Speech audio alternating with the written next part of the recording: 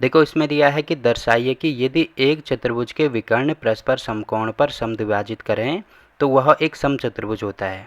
तो यहाँ पे दिया है कोई चतुर्भुज है जिसके जो विकर्ण हैं, विकर्ण परस्पर समकोण पर समद्विभाजित करने चाहिए। तो इसका क्या मतलब बनता है, इसका मतलब ये बनता है कि मान लीजिए कोई दो विकर्ण हमने ले लिए, पहला विकर्ण ये वाला है और दूसरा विकर्ण मैंने यहाँ से ऐसे ले लिया, ठीक है, दूसरा विकर्ण ये ले लिया। अब यहाँ से अगर मैं कोई चतुर्भुज बनाता हूँ, चतुर्भुज बनाने का मतलब इसकी चारों भुजाओं को मिलाना है, तो पहली भुजा ये वाली हो जाए, दूसरी भुजा ये वाली हो गई, तीसरी ये वाली और चौथी ये वाली। तो आपको दिख रहा होगा ये चतुर्भुज बन गया और ये वाली इसके विकर्ण हो गए। तो इसमें ये दिया है कि समकोण पर समद्विभाजित करने का मतलब यहाँ जहाँ पे ये एक दूसरे को काटेंगे वहाँ पर 90 का कोण बनेगा, क्योंकि समकोण का मतलब होता है 90। तो पहली चीज़ तो यहाँ पर 90 का कोण बनेगा। उसके बाद समद्विभाजित भी करने चाहिए। समद्विभाजित करने का मतलब सम का मतलब होगा समान, द्वि का मतलब होगा दो, भाजित का मतलब होगा भाग, मतलब दो समान भागों में विभाजित करना चाहिए। तो यहाँ पे ये वाला जो विकर्ण है ये दो बराबर भागों में बंटने चाहिए, मतलब जितना यहाँ से लेकर यहाँ तक होगा उतना ही यहाँ से लेकर यहाँ तक होगा। तो यहाँ पे ये चीज़ मैं कर देता हूँ कि ये वाली भुजा, मतलब यहाँ से लेकर यहाँ तक वाली भुजा और यहाँ से लेकर यहाँ तक वाली भुजा, ये भुजा बराबर है, वैसे ही ये वाली भुजा इसके बराबर है, क्योंकि इसमें दिया है समद्विभाजित करती है। तो अगर मैं इसका कुछ नाम दे दूँ, ये वाला जो चतुर्भुज आपको दिख रहा होगा इसका नाम दे दूँ, मान लीजिए ये है ए, ये बी है, ये सी है और ये डी है और ये वाला यहाँ पे ओ है। तो यहाँ पे देखो सबसे पहले तो मैं कह देता हूँ कि जो ए ओ है वो बराबर होगा किसके, ए ओ, ये वाली भुजा वो बराबर होगी ओ सी की। पहली चीज़ तो ये इसमें दी है। वैसे ही ये वाला जो विकर्ण भी है वो समद्विभाजित करेगा, तो बी ओ जो है वो बराबर हो जाएगा ओ डी के। तो दो चीज़ें हमें यहाँ पे प्रश्न में दिए हैं, तो यहाँ पे लिख देंगे दिया है, दिया है। पहली चीज़ तो ये दी है और दूसरा ये दिया है कि परस्पर समकोण पे, समकोण का मतलब 90 वाले डिग्री पे ये एक दूसरे पे वो कर रहे हैं, क्या कर रहे हैं, समद्विभाजित कर रहे हैं, मतलब ये वाले कोण भी 90 के बराबर होंगे। तो यहाँ पे मैं लिख देता हूँ, देखो पहला कोण तो ये वाला है, इसका नाम दे दो, मान लीजिए ये है ए ओ बी, तो ये वाला हो जाएगा कोण ए ओ बी, ठीक है। या तो कोण ए ओ बी डाल दो या इसका अलग से नाम दे दो, जैसे अलग से मैं नाम देता हूँ, मान लीजिए ये वाला है कोण एक, ये कोण दो, कोण तीन और ये वाला है कोण चार। ये चीज़ आपको अच्छे से फिर समझ में आएगी, ठीक है। तो यहाँ पे कोण एक भी हो जाएगा 90 के बराबर, वैसे ही कोण दो भी हो जाएगा 90 के बराबर, और यहाँ पे अलग अलग मत लिखो, इसको साथ ही में लिख दो सबको। जो कोण एक है वो बराबर होगा, कोण दो जो है वो भी बराबर होगा, कोण तीन भी बराबर होगा, कोण चार भी बराबर होगा, और ये सब हो जाएंगे किसके, 90 डिग्री के बराबर, जो कि हमें यहाँ पे दिया है। तो दो चीज़ें हमें यहाँ पे दी हैं। अब ये चीज़ हमने अपनी तरफ से बनाई है, तो यहाँ पे लिखेंगे माना, तो यहाँ पे सबसे पहले लिखेंगे माना ए बी सी डी एक चतुर्भुज है, जो कि आपको दिख रहा होगा। उसके बाद ये हमें दिया था तो ये हमने यहाँ पे लिख दिया। उसके बाद देखो हमें ये क्या शो करके दिखाना है कि ये एक समचतुर्भुज होता है। अब देखो सबसे पहले तो आपको समचतुर्भुज के बारे में पता होना चाहिए। तो समचतुर्भुज ये होता है कि जिसके क्या होते हैं, सारी जो भुजाएं होती हैं वो आपस में बराबर होती हैं। इस प्रकार से अगर मैं बनाऊं तो सारी भुजाएं क्या होंगी, आपस में बराबर होंगी, मतलब ये वाली भुजा इसके बराबर होगी, ये वाली भुजा इसके बराबर होगी, या ऐसे कह सकते हैं कि ये अगर ए है तो ये भी ए होगी, ये भी ए होगी, ये भी ए होगी। पहली चीज़ तो ये हमें इसमें शो करके दिखानी है। और दूसरी चीज़ ये होती है कि समचतुर्भुज में कि अगर मैं यहाँ से विकर्ण डाल दूँ तो ये जो विकर्ण होते हैं ये 90 के कोण पे एक दूसरे को काटते हैं। तो 90 के कोण पे देखो ये यहाँ पे काट रहे हैं, केवल हमें यहाँ पे ये शो करके दिखाना है कि ये सारी भुजाएं आपस में बराबर होंगी, जैसे A D, D C, C B और ए बी, ये सब आपस में बराबर शो करके दिखाना है। तो कैसे हम शो करके दिखाएंगे, तो यहाँ पे एक एक करके सारी त्रिभुज हम लेंगे, जो छोटे छोटे त्रिभुज आपको दिख रहे हैं ना, इनको छोटे छोटे त्रिभुज को सबसे पहले हम लेंगे। तो सबसे पहले यहाँ पे मैं ले रहा हूँ त्रिभुज ए ओ डी, तो यहाँ पे लिखेंगे ए ओ डी, और दूसरा त्रिभुज मैं ले रहा हूँ यहाँ पे सी ओ डी, मतलब पहला ये वाला त्रिभुज ले रहा हूँ और दूसरा ये वाला त्रिभुज ले रहा हूँ, तो यहाँ पे लिखना होगा सी ओ डी। तो पहले इन दोनों त्रिभुज को हम क्या करेंगे, सर्वांग सम प्रूव करेंगे। सर्वांग सम का मतलब इनकी सारी भुजाएं और सारे कोण बराबर हैं, ये पहले शो करके हमें दिखाना है। तो सबसे पहले तो आपको यहाँ पे दिख रहा होगा इस वाले त्रिभुज में, ये वाले त्रिभुज में अगर मैं यहाँ पे इसको कलर कर दूँ, तो एक तो ये पीला वाला त्रिभुज है, ठीक है, और दूसरा अगर मैं इसमें नीला कलर कर, नीला नहीं दूसरा कलर कर दूँ, ये वाला कलर अगर मैं करता हूँ, दूसरा ये वाला त्रिभुज है। इन दोनों त्रिभुज की अभी बात हो रही है, ठीक है। अब इसमें आपको सबसे पहले दिख रहा होगा कि ये वाली भुजा इसके बराबर है, मतलब मैं कह सकता हूँ कि जो ए ओ है वो बराबर है ओ सी के। क्यों बराबर है, क्योंकि ये चीज़ हमें प्रश्न में दिया है ए ओ बराबर ओ सी के, ठीक है। तो यहाँ पे लिखेंगे हम प्रश्न में दिया है तो ये लिखेंगे दिया है, पहली चीज़ तो ये होगी। उसके बाद दूसरी चीज़ आपको दिख रही होगी जो ओ डी भुजा है, ओ डी जो भुजा है वो इस वाले पीले वाले त्रिभुज में भी आ रही है और ये जो ऑरेंज वाला त्रिभुज है यहाँ पे भी आ रही है।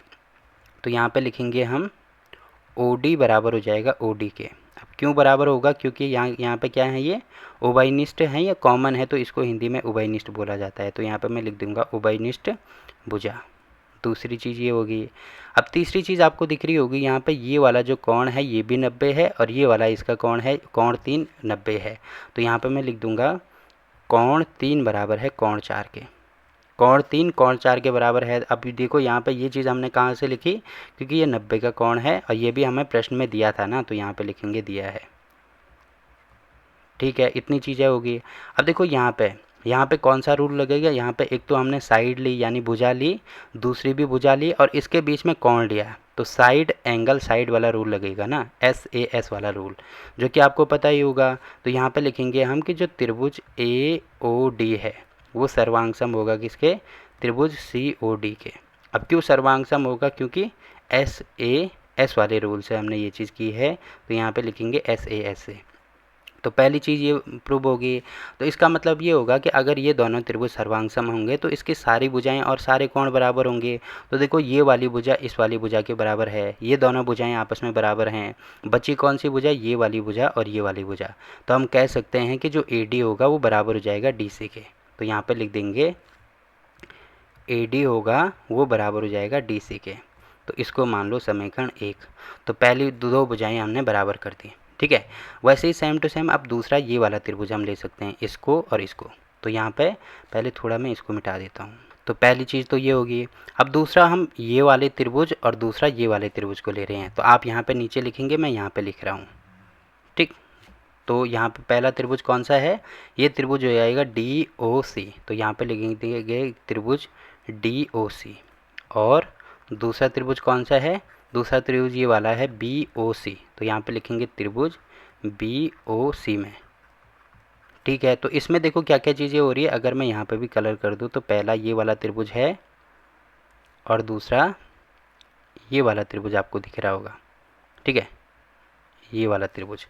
अब देखो इसमें सबसे पहले इसमें भी यही चीज़ हो रही है कि पहले तो ये वाली भुजा आपको दिख रही होगी, पीले वाले त्रिभुज में भी है, ऊपर वाले त्रिभुज में भी है। तो यहाँ पे लिखेंगे OC बराबर होगा OC के। ठीक है, क्यों बराबर होगा, क्योंकि ये चीज़ क्या है, उभयनिष्ठ है। तो यहाँ पे लिख देना उभयनिष्ठ, पहली चीज़ ये होगी। दूसरा आपको दिख रहा होगा कि ये वाला जो कोण है इसमें भी 90 है, इसमें भी 90 है। तो यहाँ पे कोण 2 बराबर हो जाएगा कोण 3 के बराबर होगा 90 के। अब ये हमने कहाँ से लिखा है, क्योंकि ये हमें प्रश्न में दिया है, तो यहाँ पे लिखेंगे दिया है। दूसरी चीज़ भी होगी। अब तीसरी चीज़ आप यहाँ पे देख रहे होंगे कि ये वाली भुजा, जो भुजा OB है या जो भुजा BO है, BO लिखो या OB लिखो एक ही बात है, ये भुजा इसकी बराबर है। यहाँ पे OD में लिख देता हूँ। अब क्यों बराबर है, क्योंकि ये चीज़ हमें प्रश्न में दिया है कि BO या OB बराबर होगी OD के। तो ये भी हमें दिया है, तो यहाँ पे लिख देंगे दिया है। अब यहाँ पे भी आपको दिख रहा होगा 3 चीज़ें होगी। पहला हो गया साइड एंगल साइड या भुजा कोण भुजा से। तो इसका मतलब यहाँ पे हो जाएगा जो त्रिभुज DOC है वो सर्वांग सम होगा त्रिभुज BOC के।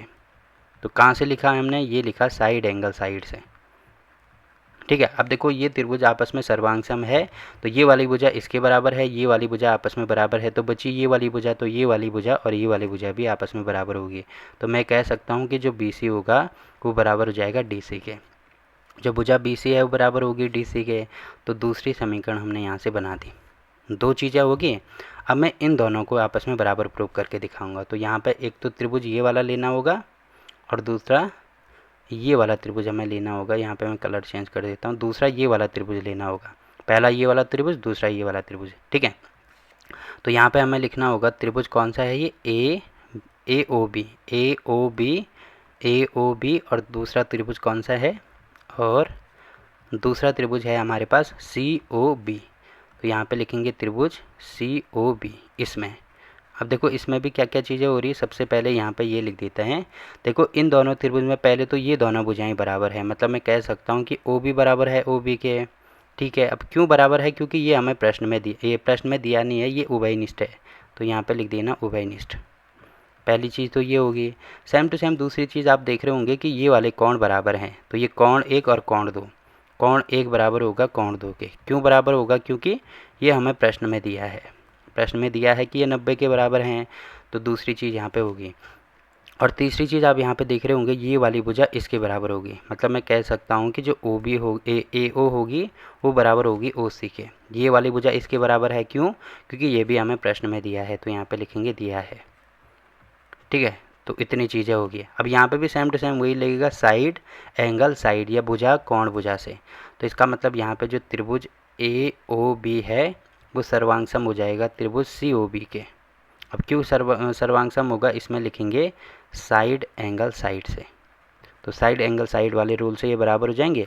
अब देखो दो भुजाएं तो बराबर हैं ही, बाकी ये वाली भुजा इसके बराबर होगी, तो ए बी बराबर हो जाएगी बी सी के।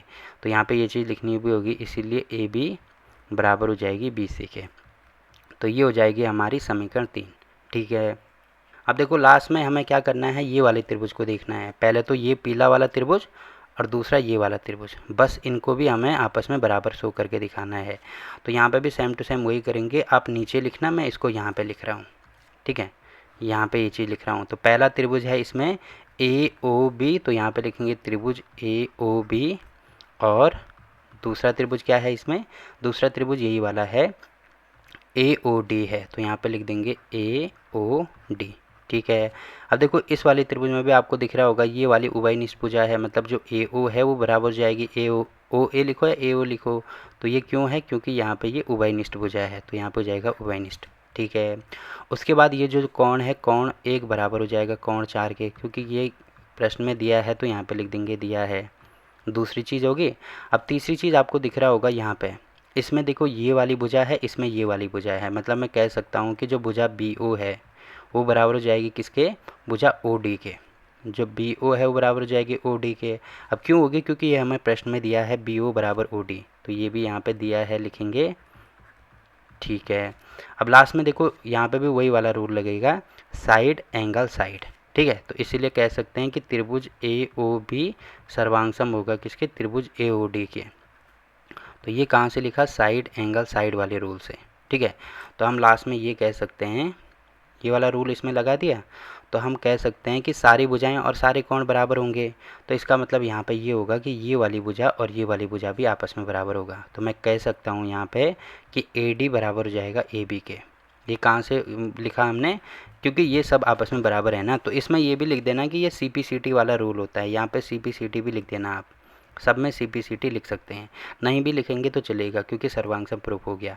अब देखो समीकरण 1 2 3 4 से यहाँ पे लिखेंगे समीकरण 1 2 व ठीक है, यहाँ पे लिखेंगे समीकरण 1 2 3 4 से क्या होगा? देखो समीकरण 1 है हमारे पास ए डी बराबर है डी सी के। ठीक है, ए डी डी सी के बराबर है। ठीक है, वैसे ही समीकरण 2 में हमें दिया है कि जो डी सी है वो बी सी के बराबर है, मतलब जो डी सी है वो बी सी के बराबर है। ठीक है, वैसे ही समीकरण 3 में दिया है जो बी सी है वो ए बी के बराबर है, तो बी सी ए बी के बराबर है। और वैसे समीकरण 4 में दिया है ए बी ए डी के बराबर है, तो ये बराबर हो जाएगा ए डी के। मतलब ये सारी भुजाएं आपस में बराबर होंगी जो कि आपको दिख रही होंगी। तो इसका मतलब हम कह सकते हैं कि ये वाली भुजा, ये वाली भुजा, ये वाली भुजा और ये वाली भुजा आपस में बराबर हैं, तो इसीलिए क्या है? ये समचतुर्भुज है। तो ये वाला क्वेश्चन भी यहाँ पे देखो कंप्लीट हो गया कि ये एक समचतुर्भुज है। ठीक है, अब देखो इस क्वेश्चन में कहीं पे भी अगर आपको कोई दिक्कत आती है तो आप कमेंट करके पूछ सकते हैं।